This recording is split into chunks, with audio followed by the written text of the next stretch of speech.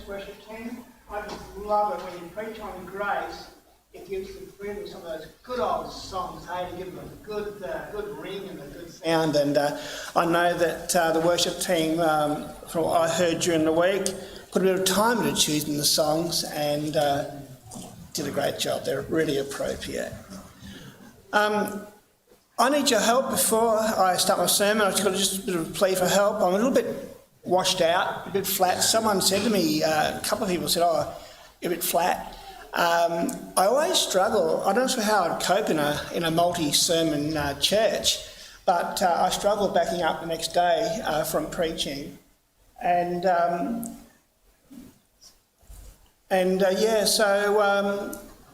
I've got a bit on my plate and a bit on my mind today. I did a funeral sermon yesterday, rushed back here with the team, and we got set up for Midland Meals. I arrived at Midland Meals over in Ellenbrook and thinking, I can take a bit of a breath here now and just catch my breath. And Aprilia was crook, and went rushing to the car and drove to her brother's place in Ellenbrook, and her mum had to come and get her, so she's not very well. And so I'm just putting this out there to see if anyone can give me a hand tonight. I'm not sure how I'm going to get through. I need to be at Midland, and I need someone to be at the Ellenbrook site just to make sure that it happens. Now, I'll go over earlier and drop the trailer off and all the food. Come back here. I've got to pick up bread at 7 o'clock. I'll drop that back at the church, then I'll rush it back again to Ellenbrook to pick up the trailer and the food at 7:30. I just need someone to be there. We've got two lovely Mormon gentlemen who will be there running it tonight. It's their third week, and so I'm a bit nervous about them being on their own and that there. So if anyone says, hey, yeah, we know Midland Meals, we'll give Loren a hand by just being there and just chatting to them and just being a presence and make sure it goes okay. Can you just let me know? And it'll make my afternoon a little bit easier. We're preaching a series on hope, living in hope. And I preached 2 weeks ago on the good old doctrine of righteousness by faith and how that gives us hope. James preached last week. I haven't even talked to him about it, so I hope that all went well. But James preached last week on the second coming. And that's the hope of all hope, isn't it? And the second coming is possible because of the other hope we have, and that is grace brings us hope. And I'm going to preach on the hope that outdoes hopelessness, grace. Big idea, in case you want to have a snooze and wonder what you get out of the sermon today. This is it in a nutshell. Grace, the worthiness of its object, is never what really matters. Grace, the worthiness of its object, is never what really matters. I want to contrast two pictures this morning and then launch our sermon from there. Luke chapter 23, verse 39 to 40. I want you to come there with me and just to see this picture, and I want to go over to Paul's writings and see another picture. And then we'll just work around these two pictures this morning. Chapter 23 of Luke and verse 39. Then one of the criminals, so obviously this is the cross, this is where Jesus is hanging there now between these two criminals. Then one of the criminals who hanged there began to yell insults at him. Are you the Messiah? Save yourself and us. But the other answered, rebuking him, don't you even fear God, since you are undergoing the same punishment? We're punished justly because we're getting back what we deserve for the things we did. But this man has done nothing wrong. Then he said to Jesus, remember me when you come into your kingdom. To me, this is the most radical story of grace in the whole Bible. Here is the Son of God thrown on a cross outside the gates of Jerusalem, virtually the rubbish dump, and he's thrown out there on this cross hanging between heaven and earth. And in his last breaths, he still reaches out to the despised and the rejected who he came looking for on this earth. Hold that picture.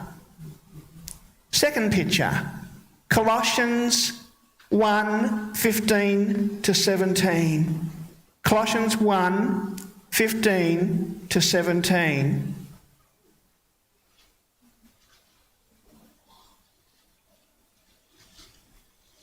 Colossians 1:15 to 17.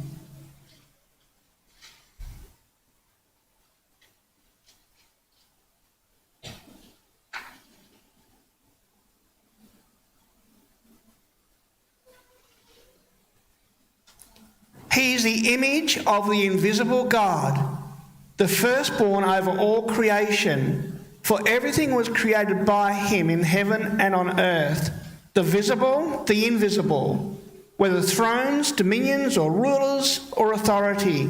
All things are being created through him and for him.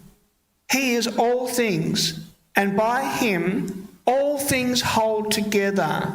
He is also the head of the body, the church. He is the beginning, the firstborn from the dead, so that he might come to have first place in everything. Paul takes us to another very profound view of Jesus Christ. And you see here in this passage the value Jesus is to God. You see in this passage the value Jesus is to the world.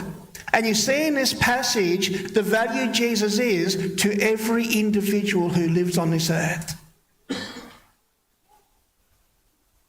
Two pictures.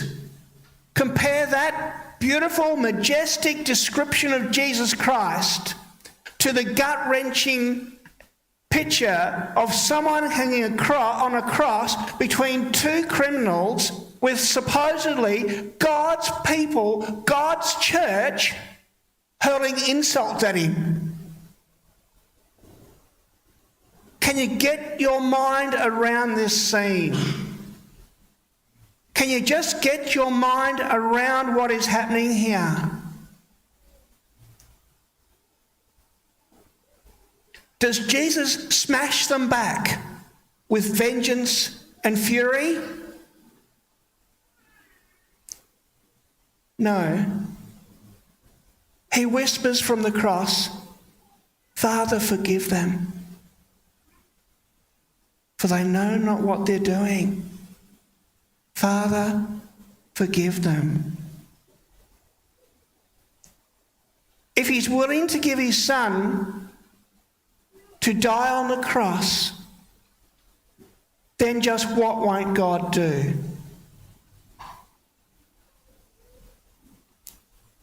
And what should our response be?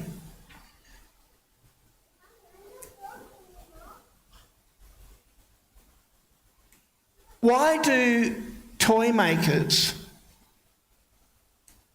watch the divorce rate?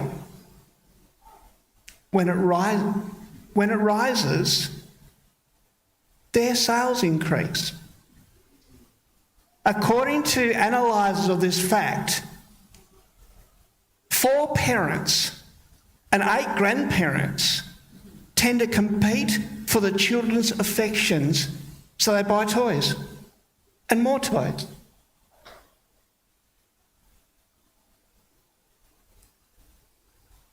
When it comes to Jesus, he just didn't buy us toys. He just didn't pay us out. He died on the cross to take our sin and shame. All too often, we think that we can buy Jesus back, and like the grandparents, like the parents, we play the game of buying toys, because we think we can buy Jesus back. But when it comes to the cross, when it comes to Calvary, when it comes to grace, all the money in the world could never buy the affection of Jesus. All the works I do in a lifetime don't give me one bit of an iota of any standing when it comes to standing before Jesus. When it comes to standing before God, it's Jesus who stands for me, because Jesus took my place. As our songs we've sung, grace, grace, marvellous grace. Another beautiful song, the Father turned his head away. The wounds that mar the chosen one bring many sons to glory. It's all about Jesus. It always has been and always will be, if you get the picture of what Paul is painting in Colossians.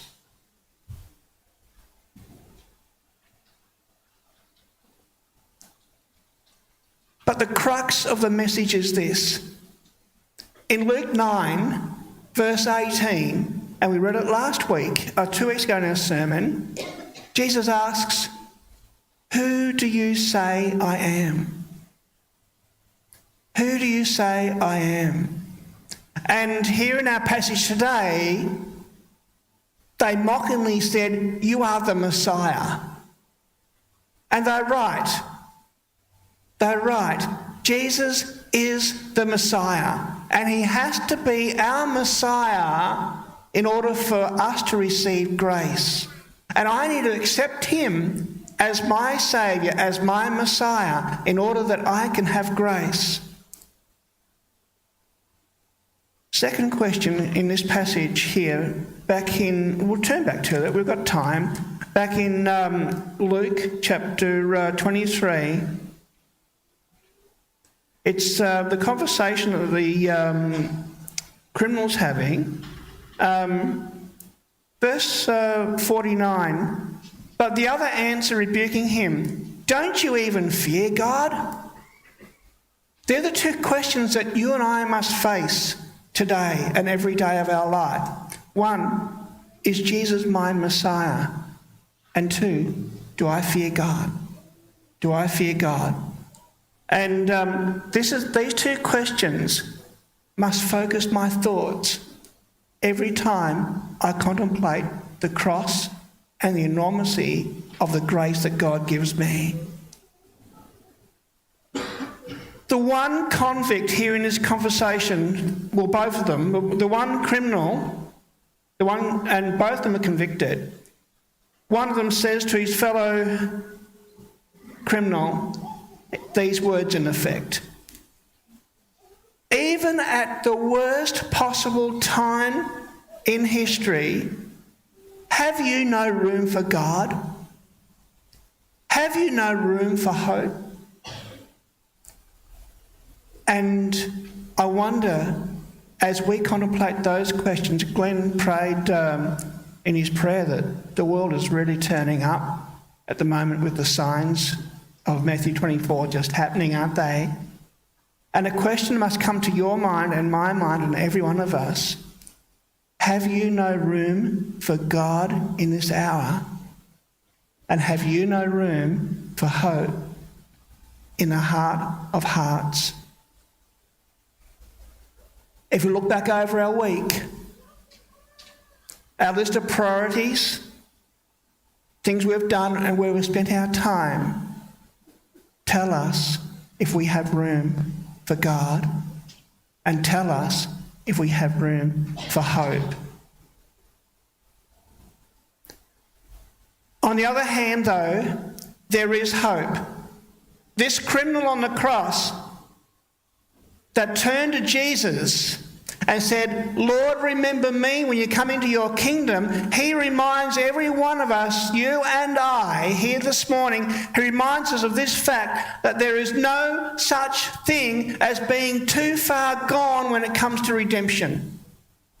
There is no such thing as being too far gone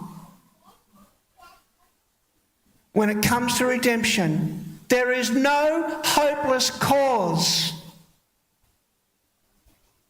The calling on each of our hearts, though, is to daily find myself at the foot of the cross, holding on and saying, Lord, remember me when you come into your kingdom. That's my job. That's my position. That's what I need to do. If you look at Rembrandt's painting of the three crosses, it's a fairly famous painting.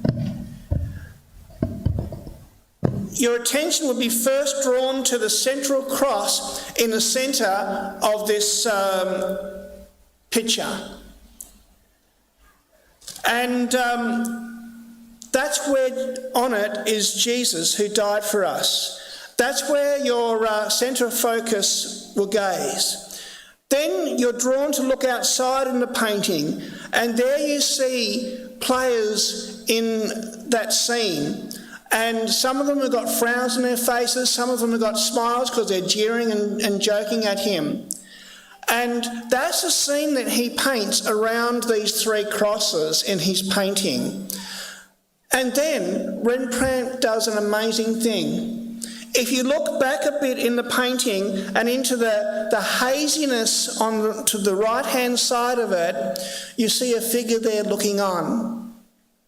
And some say that it's actually Rembrandt who's painted himself into that picture.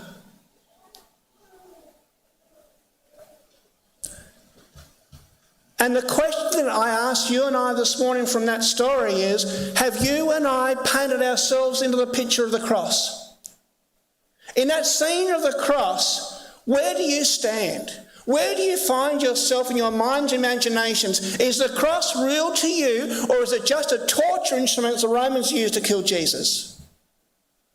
Is the scene of the cross real to you, or is it just a pretty story that we read our kids in our bedtime stories? The shortest distance between ruin and redemption is a prayer. The shortest distance in my life between ruin and redemption is a prayer. And you know what that prayer is? Jesus, remember me when you come into your kingdom.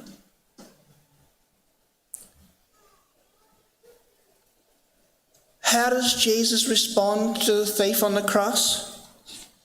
A convicted fellow, guilty of all the crimes that he's hanging on the cross for. And he seeks God in his final moments. He's left it so late. The petals of the rose of his life have all been plucked off. And all that's left is a twig of his life. And he whispers across to Jesus, remember me when you come into your kingdom. And how does Jesus answer? He looks around at him and he says, sorry, buddy, but it's a bit late, don't you think?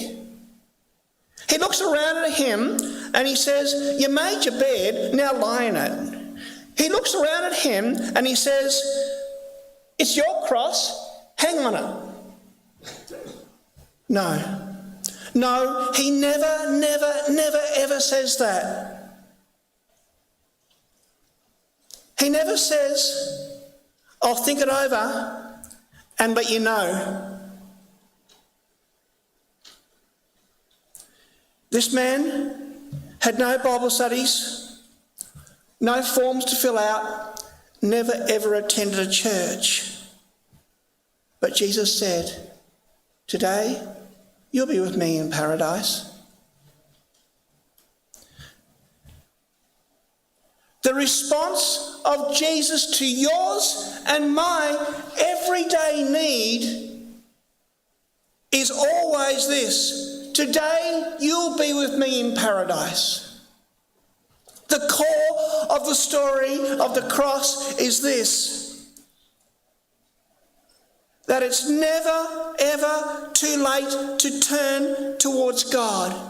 Ever. Ever.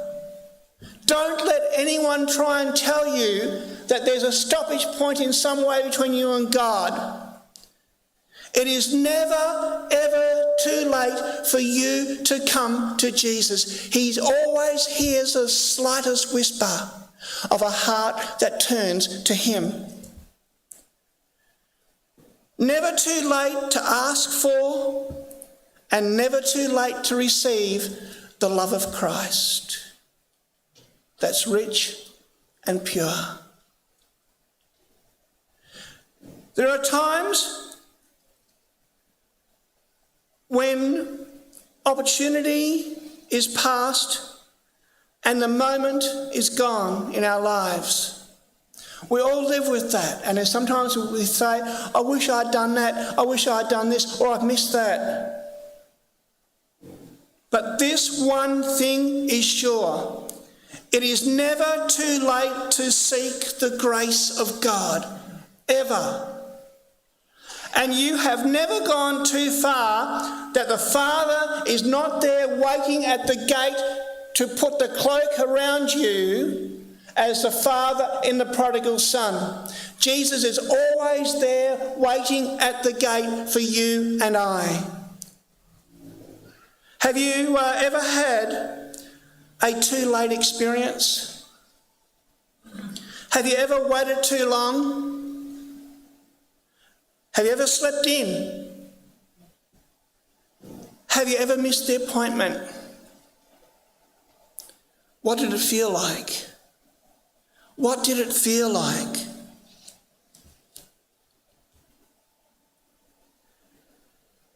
About a year ago, it was a Saturday afternoon, and I had no one to pick up the muffins over at Muffin Break in Ellenbrook.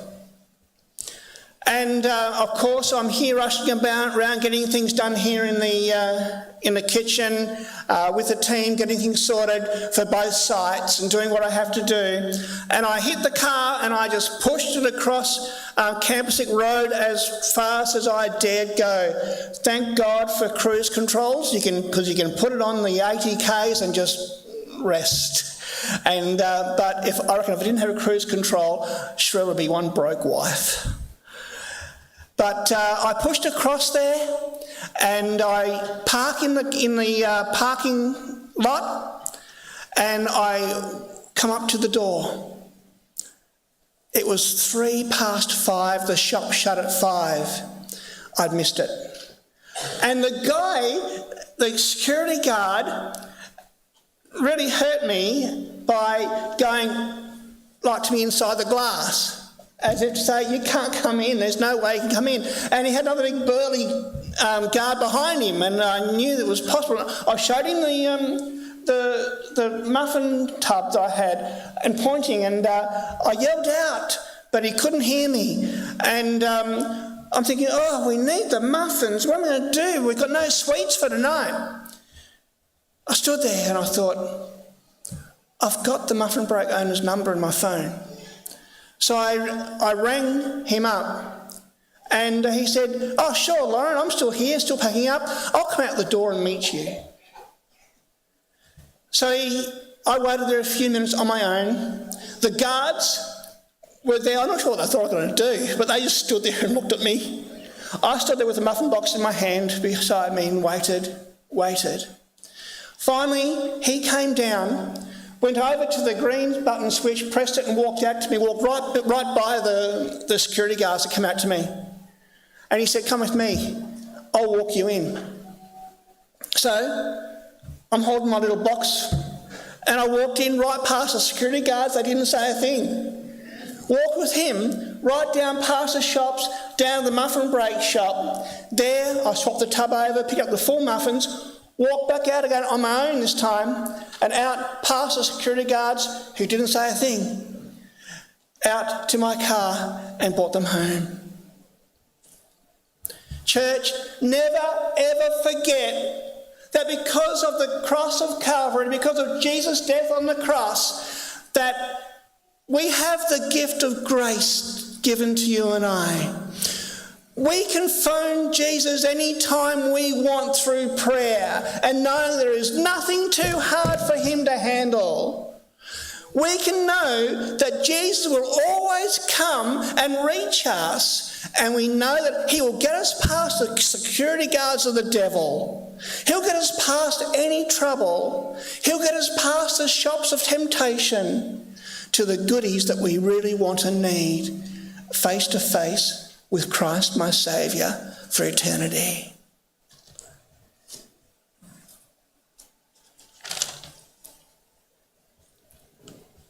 I asked you to think of the feeling that you would feel if you had missed something, slept in for your alarm, missed an appointment. And it's an awful feeling, isn't it? But compare that feeling to the feeling now of this truth. With God, as long as you are breathing, there is hope. There is never a time when you cannot turn and ask for forgiveness and grace. Different feeling, isn't it? Different feeling completely. Never ever forget, church, that you and I are a child of grace. Never ever forget that Jesus makes somebodies out of nobodies.